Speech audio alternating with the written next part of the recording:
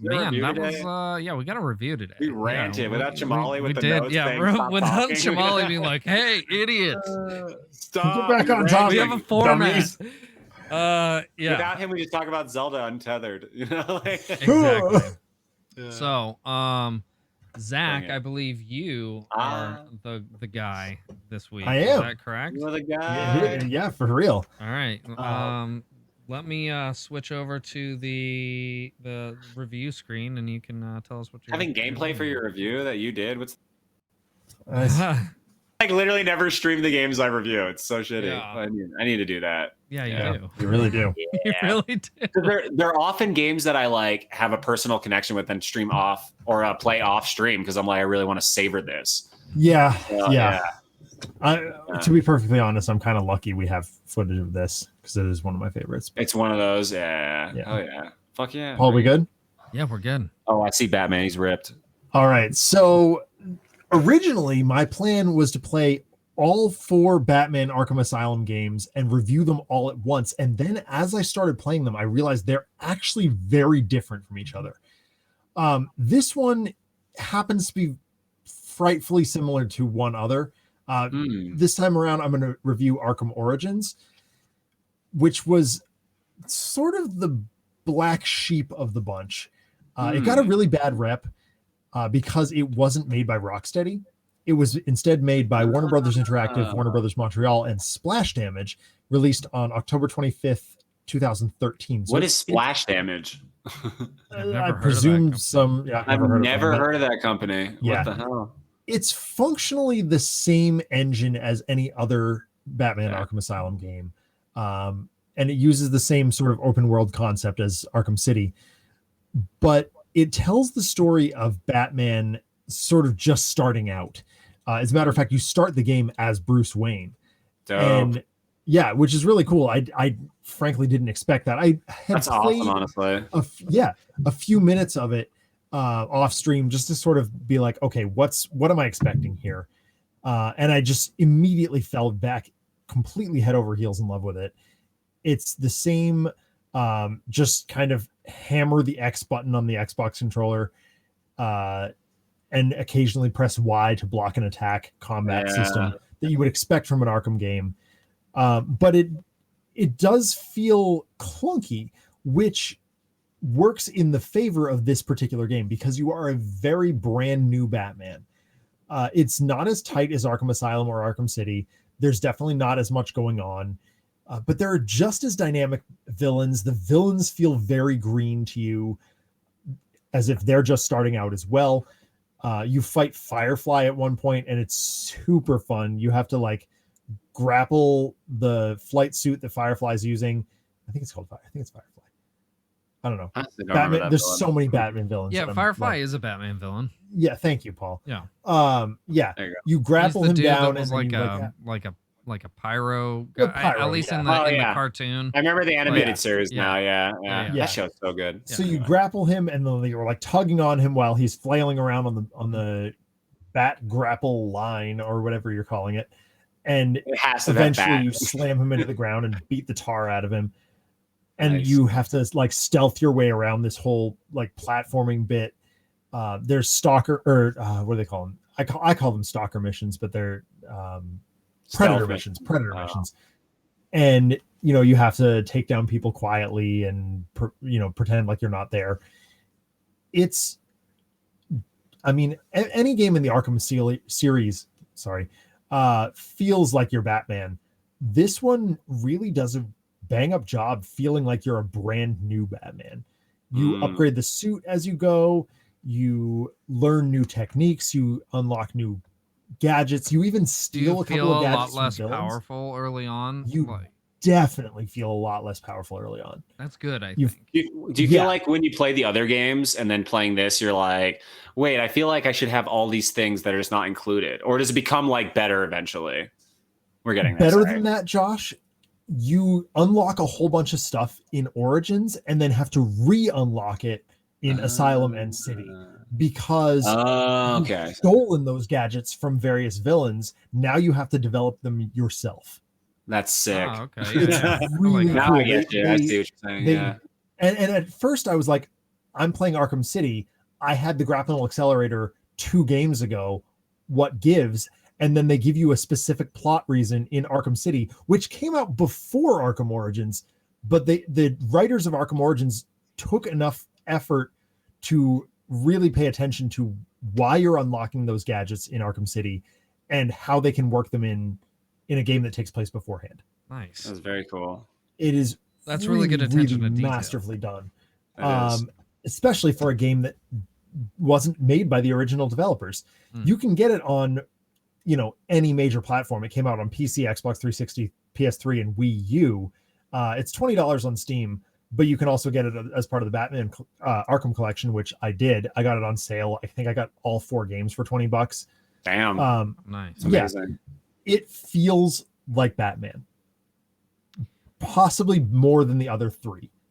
You feel like you're embodying the role of a street level defender that at the same time can compete on the same level as Superman, Green Lantern, whomever, the Justice League. There were definitely some things that I didn't love about it. There were some convoluted missions that just seemed like grindy garbage. There were some fights that were like you had to do a very specific thing to get out of that just kind of seemed stupid. There were some bits where I was like, I have to go all the way into this part of the dungeon. I say dungeon, whatever. We get Temple. Temple, whatever it is. Yeah. I have to go all the way into this thing, That guy complete a stalker mission or a predator mission, and then go all the way back out to the beginning, beat up a bunch of thugs, and then go all the way back into it, an hour later in the game. That seemed a little stupid to me. They were reusing a lot of environments, but every fight felt important, and every interaction with every object in the game felt important. It felt like I was taking down Penguin. There was a great bit where Penguin was just stuck in a block of ice and you had to interrogate him. It's just a quick time event, but the writing and the voice acting and the animation all really worked. The voice acting didn't necessarily always match with the mouths. That was frustrating, and we kind of riffed on that in chat. It's annoying, but it really doesn't matter. You said it's a 2013 game, though? Exactly. Common back then. Right. There was nothing wrong with it for the time. It came out during a time where I wasn't really playing a whole lot of games. Like I'd played Arkham Asylum and I'd played Arkham City a bunch. Arkham City probably, one of the games that I've played the most over the years. But somehow I missed this one. I guess I just wasn't playing games at the time. So this was a new experience for me. And there was a great bit at the very end where Mr. Freeze who is functionally the big bad of the game, rips a thug off the floor and just throws him into the wall. Like, why aren't you taking down Batman? It was utterly brutal. And the chat and I just absolutely busted a gut. We were laughing so hard about it because it was so perfectly done and so perfectly Mr. Freeze. There's a great bit of DLC where you have to better understand why Mr. Freeze is the way he is, which feeds directly into Arkham City. We were able to draw some really cool connections there. Again, Arkham City came out before Arkham Origins, which means that the devs had to pay a lot of attention. The gameplay was unbelievably fun. I had an absolute ball of the time playing it. The art and the graphics were nothing to write home about, but the suits and the upgrades and the fact that your costume changes depending on how far you are into the game, like it gets bullet holes and stuff, the more fights you get into, really worked in its favor. So clearly artists took their time and paid attention. The music was this is actually an interesting bit. The music was DMCA struck. Oh. Yep. Bummer. I had to mute the music on stream because it's all like based on the Danny Elfman stuff from the Tim Burton Batman movies. Okay. So I actually had Warner to mute the music. Brothers was like, Yeah. hey, you can't do that. So you, effectively, you can't stream the Batman games without muting your music, Oh, unless you're wow. okay getting DMCA struck. So what I ended up doing is pumping in some tabletop audio music, just stock sounds from an Asylum, which That's awesome. I've continued doing throughout my Arkham streams. It's not smart perfect, move, yeah. yeah, but it allows me to continue watching them. It allows the footage that you see behind us. The sound design is great, on arguably some of the best. When you punch a villain, Nice. it feels like you're punching a villain Feels like you're because breaking of the his ribcage. thwack sound. It's a great hybridization between modern Batman and even as early as Adam West 1960s Batman. Yes. Oh, It really fantastic. feels like awesome. you're That does sound smacking a guy in fantastic. the face. Every move you make has a slightly different sound effect. It's brilliant. That's very nice. The Foley artists knocked it out of the park. And How long see, did it you, take me? with no music, you're still, Yeah, you still feel like you're in it. yeah. And that's this is our really last week's important. topic. The sound Exactly. design, very It's important. exactly yeah. last week's That's topic. true. They Yeah. did a brilliant job. Yeah. How long did it take me? It took me a few weeks of 2-hour streams apiece. Like 20 It's hours. Not even that. 15. It's probably the shortest of all the Batman games, of all the Arkham games. But it tells the story that it needs to. And that's way fair. more important than specifically focusing on how long it took me. I mean, Yeah. I could open up my Steam stats and tell you, actually, I will do that right now. But that's really quite immaterial. I've played that game for 30 hours, but that's including side quests and just like the random brawler stuff that it has you do outside of the game. I would say it probably took me 16, maybe 17 hours. Okay. So not quite 20 hours, not quite a full what you would expect from a AAA title, but still more than enough to be worthy of a clearly very high grade. Would I play a sequel? I mean, hell yeah, I did. You played them all. Like I'm in the middle of Arkham Knight. Yeah, I'm playing sequels. It's great. So was the game difficult? Oh hell no. No, you if you can press the X button and occasionally press the Y button and solve some puzzles and overcome some challenges, you can beat an Arkham game. But the plot is really what drives it. The plot, the voice acting, the level design, that's what makes an Arkham game an Arkham game. So overall, I don't think it's quite a 9, but it's like an 8.7. Nice. Okay. That's huge. It's a really, really good game. And at the current price, you can't beat it. Just buy the Arkham games, buy them and play them. They're so cheap. My next review will be I know the Arkham series is one of Adam's favorites, my brother's They favorites. are brilliant. Yeah. They're so much fun. The story writing is phenomenal. The voice acting. I mean, it's Kevin Conroy and Mark Hamill. You That's can't go fantastic. wrong, except for this one. This is the one that they had different actors, but it didn't matter. Like you that's a still bummer. felt like playing because it's a younger Batman. Kevin Conroy, is there a way we can like preserve his voice and like His voice is deep fake it perfect. and transpose it over every Batman ever? It's But also- absolutely Let's deep fake that voice. Yeah. Also, Mark Hamill is the Joker in my opinion. Yeah. I agree. I get that Heath Ledger is he's great. Yeah, Cool. he's fine. He's fine. Mark Mark Hamill Hamill. He is Time the out. Joker. Yeah. If we're gonna talk about that, I've got opinions. I think that Heath Ledger is the only reason that movie is good. Well, I think we've mentioned this. But I also don't think he's a good Joker. I think he's the like the highlight of that movie, but like that character I feel like is a different character from what the Joker is. You know? Yeah. So yeah. It kind of takes it to a different direction. They're trying to I could appeal go to the modern way crowd. deeper on this subject. They're trying to appeal to a different crowd, to like more people, not just comic book nerds this time around. So like, I get it. I want a new iteration of Batman already. I'm ready. I just like don't care about. I just want it to be good though. I don't like. I know Dude, you I'm guys excited said you for liked Robert it. Pattinson as Batman. I'm just gonna be honest. I really think he's gonna do a good job. Okay, the only reason Riddler I'm not annoyed with Robert Pattinson as Batman is because I felt like when they announced Heath Ledger, and I've always been a Heath Ledger fan, but when they announced him as the Joker, I was like, what? And then that movie came out, and I was like, God damn, that was awesome. And also, he's the only reason that movie's good. I still maintain he's not necessarily Harvey a very Dent's good good. I don't know Joker. what you're talking about. I think Harvey Dent's fucking terrible. the girl absolutely part fucking terrible with Rachel or whatever, that needed to be completely removed from the movie. Yep. I think that her character was holding the whole series back. Actually, her character. And I like Maggie Gyllenhaal, but they switched actresses also from. Yes, they did. It was supposed to be Katie Holmes.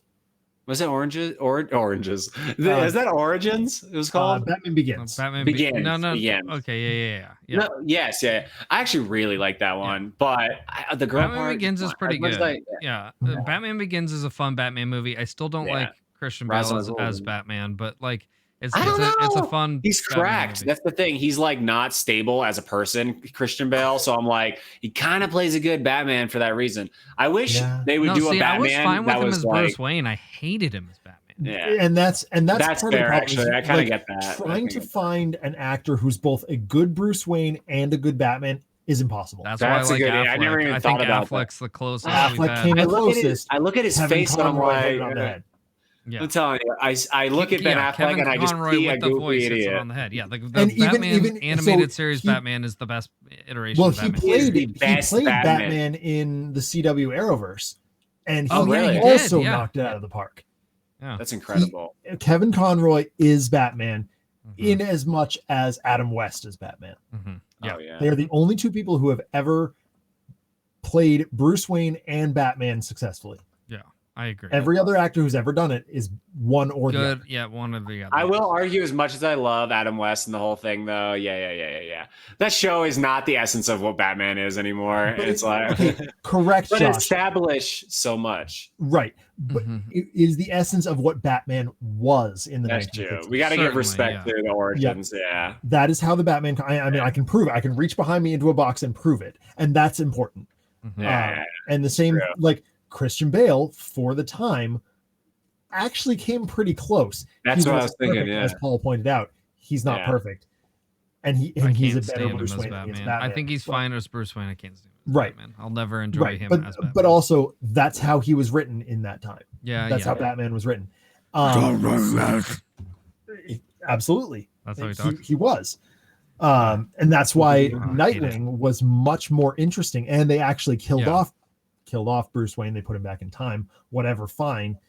That's why Dick Grayson took over the cowl. If you send someone back in time, do they just like appear in front of you then? Like, you know how like Captain America in Endgame.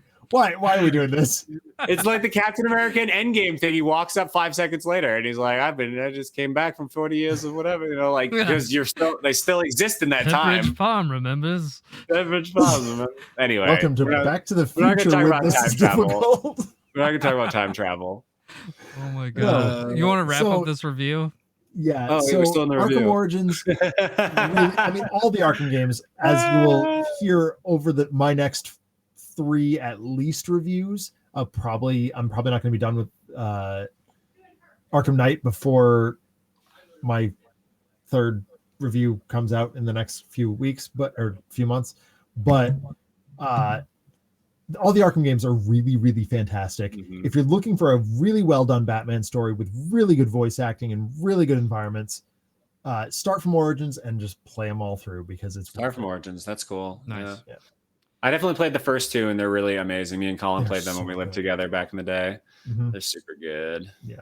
I used to play them for my roommate, and like I would get drunk and play Batman, and like Killer Croc would pop out of the water and be like, oh my god, and like spill my drink everywhere. My roommate would get super stressed, and like that was his good stress release, is just watching me freak out when Killer Croc came out of the water. These are so well done. Paul was watching when Killer Croc came out. I did watch the Killer Croc one. Yeah. When I do, that was tedious though. Like that was a very tedious fight, and I will talk about that. The fight is long. Right. That's can you give us the number that you gave it again? 8.7. 8.7. All right, excellent. Let's move on.